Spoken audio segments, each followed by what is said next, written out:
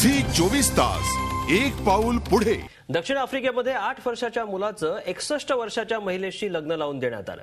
शाळेमध्ये शिकणारा 8 वर्षाचा सनेल मसिलेला 61 वर्षांच्या हेलन शबंगू हिच्याशी विवाहबद्ध झालाय।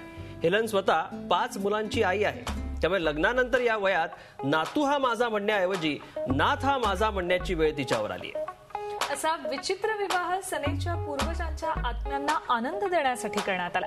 या लग्नाला 100 पाहुणे उपस्थित होते।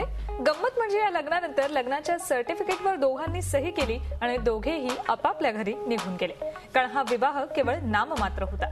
या विवाहानंतर दोघेही आपल्या पूर्वायुष्यात परतले। हेलन पुन्हा आपल्या पतीसोबत राहू लागली आणि सनेल आपल्या पालकांसोबत राहायला लागला।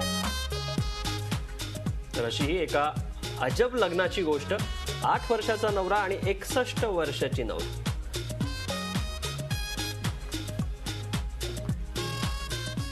झी 24 तास एक पाऊल पुढे।